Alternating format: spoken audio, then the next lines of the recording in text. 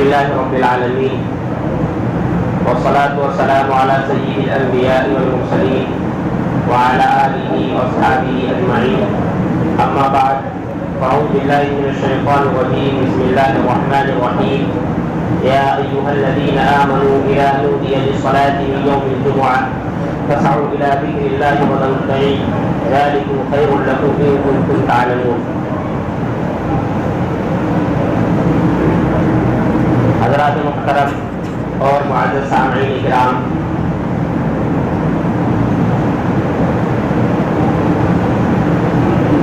آج کا جمعہ رمضان مبارک کا آخری جمعہ ہے. عید کے بس اب آنے میں کچھ ہی ایام رہ گئے ہیں، کچھ ہی دن باقی ہیں. آج کے جمعے کو ہم لوگ الوداعی جمعہ کے نام سے یاد کرتے ہیں. لوگوں میں بڑی خوشی ہوتی ہے اور بڑا جوش ہوتا ہے الوداعی جمعہ کے تعلق سے کہ اب الوداع جمعہ آ رہا ہے، رمضان مبارک کا مہینہ ختم ہونے کو ہے. لیکن خوشی منانے والوں میں دو طرح کے لوگ ہوتے ہیں.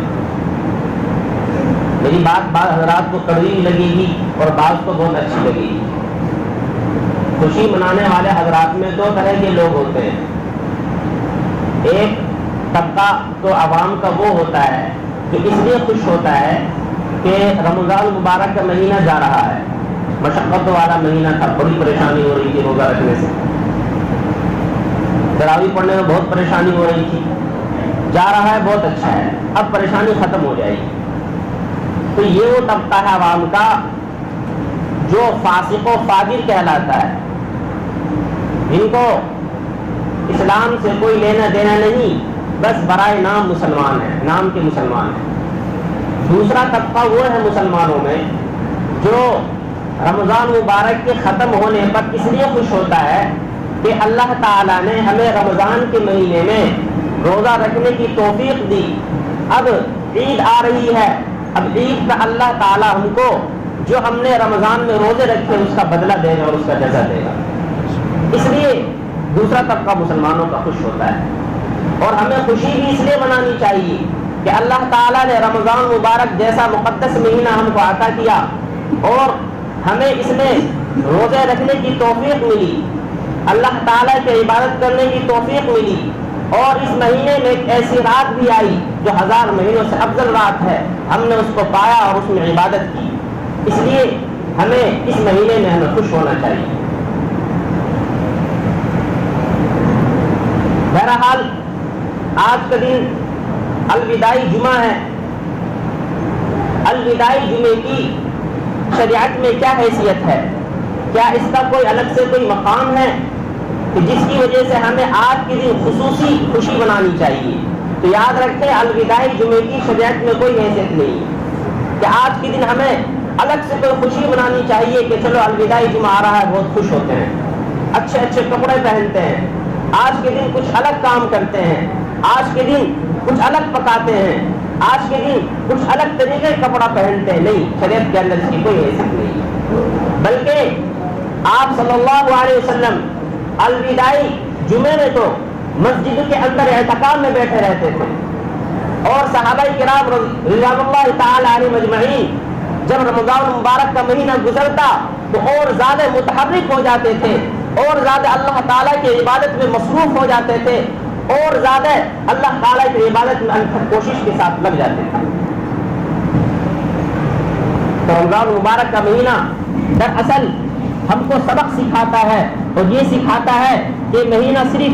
ایک مہینے کے لیے نہیں تھا، بلکہ اس کے اندر جو ہم نے اعمال کیے ہیں، جو ہماری پابندیاں تھی، اب وہ پابندیاں پورے سال ہمیں مسلسل باقی رکھنی ہے. بہرحال آج کا دن الوداعی جمعہ ہے اور ویسے بھی جمعے کی احادیث میں بڑی حیثیت ہے اور جمعے کا دن بہت ہی فضیلتوں والا دن ہے اور اہمیت کا حامل دن ہے. آج کے دن کے بارے میں آتا ہے کہ اللہ تعالیٰ نے آج ہی کے دن حضرت آدم علیہ السلام کو پیدا کیا. یعنی جس دن اللہ تعالیٰ نے حضرت آدم کو پیدا کیا وہ دن جمعے کا تھا، اور آج ہی کے دن اللہ تعالیٰ نے حضرت آدم علیہ السلام کے اندر سور پھونکی یعنی کہ روح ڈالی۔ آج ہی کے دن میدان محشر قائم ہوگا، یعنی جس دن اللہ تعالیٰ تمام انسانوں کو جمع کرے گا وہ دن بھی آج ہی کا دن ہوگا۔ اسی طریقے سے جنت جب سجائی جائے گی اور جس دن اللہ تعالیٰ لوگوں کو جنتیوں کو اپنا دیدار کروائے گا وہ دن بھی جمعے کا ہوگا۔ حدیث میں آتا ہے کہ اللہ تعالیٰ جنت کے اندر ایک میدان سجائے گا جس میدان کا نام میدان مزید ہے۔ اس میدان کی کیفیت کچھ یوں ہے کہ اللہ تعالیٰ جنتیوں کے اندر ایک دربار سجائے گا۔ سب سے پہلے انبیاء علیہ السلام پہلی صف میں بیٹھے ہوں گے، پھر اس کے پیچھے انبیاء علیہ السلام کے جو صحابہ ہیں جو ان کے ساتھی ہیں وہ بیٹھیں گے، پھر اس کے پیچھے علماء کرام بیٹھیں گے، پھر اس کے پیچھے شہداء صالحین، جیسے جیسے جو کیٹیگری اور طبقہ ہوگا اسی طبقے کے حساب سے اس میدان کے اندر لوگ بیٹھیں گے اور جنتی حضرات بیٹھیں گے۔ بیچ میں ایک مجلس سجائی جائے گی، بیچ میں ایک اسٹیج لگایا جائے گا۔ جس طریقے سے کوئی پروگرام ہوتا ہے اور اس پروگرام کے اندر اسٹیج لگایا جاتا ہے اور اس اسٹیج پر کسی مہمان خصوصی کو بلایا جاتا ہے اور وہ اسٹیج اس طریقے سے لگایا جاتا ہے کہ تمام کے تمام آدمی جو باہر سے آنے والے ہیں وہ تمام کے تمام آدمی اس مہمان کو دیکھ لیں۔ اسی طریقے سے اللہ تعالیٰ جنت کے اندر ایک اسٹیج سجائے گا اپنا دیدار کروانے کے لیے۔ حدیث میں آتا ہے کہ جب اللہ تعالیٰ تمام جنتیوں کو جنت میں داخل کر دیں گے پھر اللہ تعالیٰ آواز لگائیں گے، جنتیوں سے پوچھیں گے کہ بتاؤ اب تمہیں کسی چیز کی ضرورت تو نہیں ہے؟ تمام جنتی کہیں گے یا اللہ اب ہمیں کسی چیز کی ضرورت نہیں ہے، ہم جنت میں داخل ہو گئے ہیں، تمام آشائش موجود ہے، تمام فراوانی موجود ہے، ہمیں بنگلے مل چکے ہیں، ہمارے پاس کسی بھی چیز کی کمی نہیں ہے، جو جو چیز ہم چاہتے تھے، جو جو آرام ہم چاہتے تھے وہ تمام کی تمام آشائش، وہ تمام کے تمام آرام ہمیں جنت میں مل چکا ہے، اب ہمیں کسی بھی چیز کی اللہ ہمیں ضرورت نہیں ہے۔ اللہ تعالیٰ کہے گا نہیں، ابھی ایک چیز کی ضرورت باقی ہے، ابھی ایک چیز باقی ہے، وہ میں تمہیں نہیں بتاؤں گا، جاؤ اپنے علماء سے پوچھو، جو علماء آپ کو دنیا میں آپ کی رہنمائی کرتے تھے، آپ کے سامنے خطبہ دیتے تھے، آپ کی امامت کرتے تھے، آپ کا نکاح پڑھاتے تھے اور آپ کا جنازہ پڑھاتے تھے، جاؤ ان علماء سے پوچھو کہ اب کیا چیز باقی رہ گئی ہے۔ تمام کے تمام لوگ اپنے علماء کے پاس جائیں گے، ان علماء کے پاس کہ جن سے وہ مسئلے مسائل پوچھا کرتے تھے، ان کے پاس جا کر کہیں گے کہ ہمیں بتائیے اب کس چیز کی کمی باقی رہ گئی ہے، اب ایسی کون سی چیز ہے کہ جس کی ضرورت اب ہمیں ہونی چاہیے؟ تو علماء بتائیں گے ہاں ابھی ایک چیز کی کمی باقی رہ گئی ہے اور وہ ہے اللہ تعالیٰ کا دیدار۔ ابھی اللہ تعالیٰ کو دیکھنا باقی رہ گیا ہے، جاؤ اللہ تعالیٰ سے دیدار کا مطالبہ کرو اور جا کر کہو یا اللہ اب ہمیں سب کچھ مل چکا ہے، بس تیرا دیدار باقی ہے۔ اللہ سے کہو یا اللہ ہم نے دنیا کے اندر تجھے دیکھے بغیر سجدے میں سبحان ربی الاعلیٰ کہا تھا، یا اللہ دنیا میں ہم نے تجھے دیکھے بغیر رکوع کے اندر سبحان ربی العظیم کہا تھا، یا اللہ تجھے دیکھے بغیر دنیا میں ہم نماز پڑھا کرتے تھے، یا اللہ دنیا میں ہم تجھے دیکھے بغیر زکات دیا کرتے تھے، یا اللہ دنیا میں ہم نے تمہیں دیکھے بغیر روزہ رکھا تھا اور بن دیکھے ہم نے روزہ رکھا تھا، تجھے دیکھا نہیں تھا، بھوک و پیاس کی شدت ہم نے دنیا کے اندر محسوس کی لیکن تجھے دیکھا نہیں تھا، لیکن ہمیں تجھ پر یقین تھا، تیرے نبی پاک صلی اللہ علیہ وسلم کی باتوں پر ہمیں یقین تھا، ہم تجھ پر ایمان لائے تھے، یا اللہ اب تو اپنا دیدار کروا دے۔ پھر اللہ تعالیٰ اپنا دیدار کروائیں گے اور اس دیدار کو اور اس منظر کو دیکھ کر تمام جنتی خوش ہو جائیں گے اور ایسے مدہوش ہوں گے کہ اپنی ساری خوشیاں بھول جائیں گے۔ جس دن وہ دیدار ہوگا وہ دن بھی جمعے کا دن ہوگا۔ تو جمعے کے دن کی اتنی فضیلت ہے، اور پھر یہ کہ مزید جمعے کا دن رمضان مبارک کے مہینے میں آئے تو آپ اندازہ لگائیے کہ اور کتنی زیادہ اس کی فضیلت بڑھ جاتی ہوگی۔ تو آج کے دن کو غنیمت سمجھیے اور اپنے اندر یہ احساس پیدا کیجئے کہ ہمارے اندر رمضان مبارک کے مہینے میں کوئی ایسی کمی تو نہیں رہ گئی ہے کہ جس کی وجہ سے ہمارے اندر عبادت میں کوتاہی ہوئی، اب اس کوتاہی کو پورا کیجئے جو آپ کے اندر کوتاہی رہ گئی ہے۔ خوشی بھی منائیے لیکن اپنی کوتاہیوں کا محاسبہ بھی کیجیے، اپنے اعمال کا جائزہ بھی لیجیے، اپنا محاسبہ کیجیے کہ ہمارے اندر اب ایسی کون سی کمی رہ گئی ہے جس کو پورا کرنا باقی ہے۔ اس لیے کہ رمضان مبارک کا مہینہ قیامت کے دن ہماری گواہی دے گا، ہمارے حق میں گواہی دے گا، لیکن جن لوگوں نے رمضان مبارک کے مہینے میں اللہ کی عبادت نہیں کی، عبادت سے محروم رہے، ان کے حق میں دلیل اور حجت بھی ہوگا۔ اس لیے ہمیں رمضان کے تعلق سے بہت حساس رہنا چاہیے، اور رمضان کی جدائی پر ہمیں احساس ہونا چاہیے کہ یا اللہ رمضان مبارک کا مہینہ اتنا مقدس مہینہ کہ جس مقدس مہینے میں ایک ایسی رات ہے جو 1000 مہینوں سے افضل رات ہے، اسی مقدس مہینے میں یا اللہ تراویح کی نماز بھی ہے، اور اسی مقدس مہینے میں قرآن کریم بھی نازل ہوا، رحمتوں والا مہینہ، برکتوں والا مہینہ، فضیلتوں والا مہینہ، جہنم سے چھٹکارے کا مہینہ یا اللہ ہم سے رخصت ہو رہا ہے۔ یا اللہ ہم تجھ سے معافی مانگتے ہیں اپنے گناہوں کی، یا اللہ ہم بخشش کے طلبگار ہیں۔ اس طریقے سے آپ کے اندر یہ احساس ہونا چاہیے، اور رمضان مبارک کے مہینے کی جانے کی آپ کے اندر خوشی بھی ہو، اور اسی کے ساتھ ساتھ آپ کے اندر احساس بھی ہو کہ اللہ رمضان مبارک جیسا مقدس مہینہ ہم سے رخصت ہو چکا ہے، ہم سے رخصت ہو رہا ہے، یا اللہ اس کا جو حق تھا وہ ہم سے ادا نہیں ہو پایا، یا اللہ جس طریقے سے ہمیں اس مہینے میں عبادت کرنی چاہیے تھی یا اللہ ہم عبادت نہیں کر سکے، اس طریقے سے آپ کے اندر ایک غم بھی ہو اور ایک خوشی بھی۔ اس لیے کہ کسی اچھی چیز کی جدائی پر آدمی کو احساس ہوتا ہے، غم ہوتا ہے۔ جن حضرات کی بیٹیاں ہیں جب اپنی بیٹیوں کو شادی کے موقع پر رخصت کرتے ہیں تو کتنی تکلیف ہوتی ہے اور کتنا احساس ہوتا ہے۔ وہ بیٹیاں جن کو آپ نے 18 20 سال تک اپنی گود میں پالا ہو، پرورش کی ہو، تو جب آپ اس کی جدائی کا وقت ہوتا ہے، اس کی رخصتی کرتے ہیں، کتنا زیادہ احساس ہوتا ہے۔ اسی طریقے سے آپ کے دل میں رمضان مبارک کی جدائی کا احساس ہونا چاہیے اور اپنے اندر احساس جگانا چاہیے۔ صحابہ کرام رضوان اللہ تعالی علیہم اجمعین، جب آپ صحابہ کو پتہ چلا کہ آپ صلی اللہ علیہ وسلم دنیا سے رخصت ہو گئے ہیں تو ان کے سامنے ایک اندھیرا سا چھا گیا اور وہ مدہوش ہو گئے۔ ایک صحابی ہیں جو پہاڑیوں پر بکریاں چرا رہے تھے، کچھ دیر میں ان کے پاس ایک آدمی آیا اور آ کر کہنے لگا، اے بکری چرانے والے، جس کا تو کلمہ پڑھتا تھا وہ دنیا سے رخصت ہو چکا ہے، یعنی کہ محمد صلی اللہ علیہ وسلم دنیا سے چلے گئے ہیں۔ جب اس صحابی نے یہ سنا کہ آپ صلی اللہ علیہ وسلم دنیا سے رخصت ہو چکے ہیں، اس نے فوراً اپنی انگلیاں اٹھائی اور اپنے آنکھوں پہ لگایا اور اپنی آنکھ کو زور سے دبایا اور اللہ سے یہ کہا کہ اللہ اس آنکھ کی روشنی کو تو ختم کر دے، میں اس آنکھ کو مدینے کے اندر کیسے لے کر جاؤں گا جو آنکھ محمد صلی اللہ علیہ وسلم کو دیکھتی تھی۔ یا اللہ جب محمد دنیا سے چلے گئے ہیں اب میری آنکھ کو حق نہیں ہے کہ اب مدینے کو دیکھیں۔ یہ رخصت کی کیفیت ہوتی ہے۔ حضرت بلال رضی اللہ تعالیٰ عنہ جو کہ مدینے کے اندر اذان دیتے تھے، حضرت بلال رضی اللہ تعالیٰ عنہ کو جب پتا چلا کہ آپ صلی اللہ علیہ وسلم رخصت ہو گئے، دنیا سے تشریف لے جا چکے ہیں،